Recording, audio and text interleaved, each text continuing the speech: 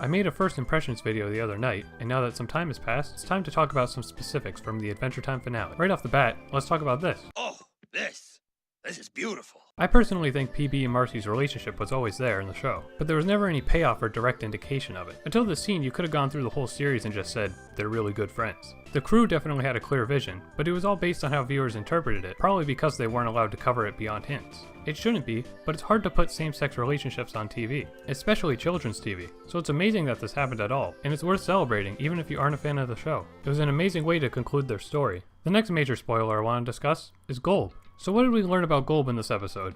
Well, he's a god of chaos, extremely powerful, and that's it. He's the big final villain of the series and he has almost no explanation, and you know what?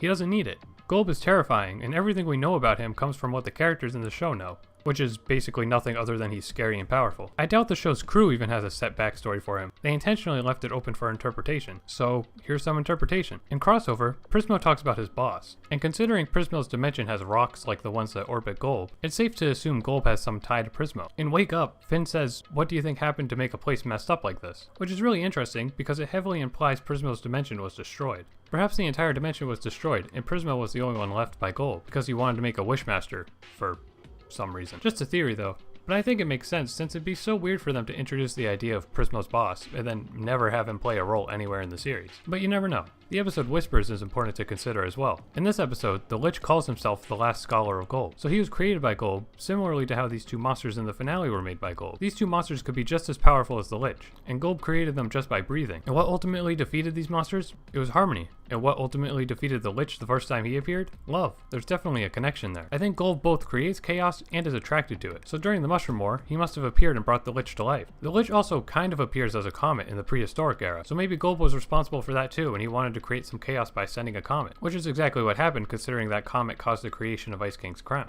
GOLB also appears in Pahoy when Finn dies in his dream. Finn bounces off GOLB's tongue and jumps over him, which makes me think that GOLB was trying to eat Finn here. I think GOLB appears before Finn because Finn was in a chaotic state emotionally in this episode, and I think those conflicting feelings caused GOLB to manifest. You can also say GOLB appeared because Finn died, but that doesn't add up because Adventure Time has already established death in Death Worlds. Maybe it was just foreshadowing in this episode, or maybe it was just random surreal nonsense that accidentally became something more later. GOLB plays a major role in Magic Man's backstory, as he, at some point in time, ate Magic Man's wife Margles. There's no explanation for why this happened, but I assume GOLB must have manifested near Mars because there was chaos going on, or he just randomly goes to places to ruin lives for fun.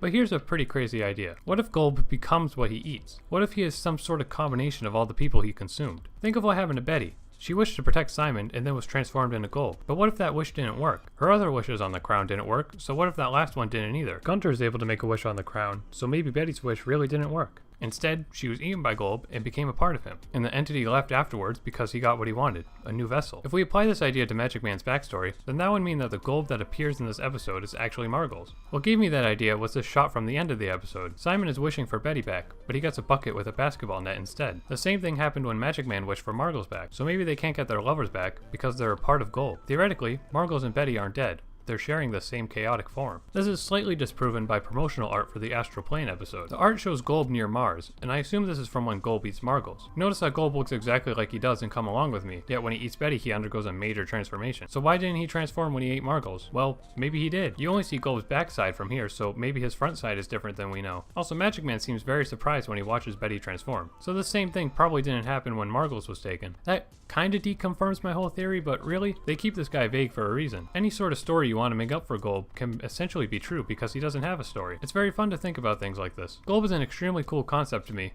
and they did not disappoint. Anyways, other spoilers I want to mention. I was so surprised to see Shoko referenced. It's very funny that Gunter turns into the ice thing. Comes full circle considering Gunter wanted to be evergreen. Also funny that this shot was in the trailer, seemingly as a joke, but it's actually a major twist. Jake's future grandson is somehow possessed by the ice thing in the opening. The flashback with Simon and Betty was so sweet and hilarious, and the scene where Simon sang to her was amazing, and I didn't even realize he was singing the song from the first Fiona and Cake episode. And there's amazing tension when Simon, Betty, and Finn are being digested. Then everyone starts singing to save them, and it's masterful storytelling, and I was really happy to see the Jiggler show up. There's a lot you can pull from this episode, and I still think it's amazing. So what was your favorite part of the finale? Do you think GOLB is real and will one day wreak havoc on our world, leaving us in a demolished wasteland? Let me know in the comments. Thanks for watching.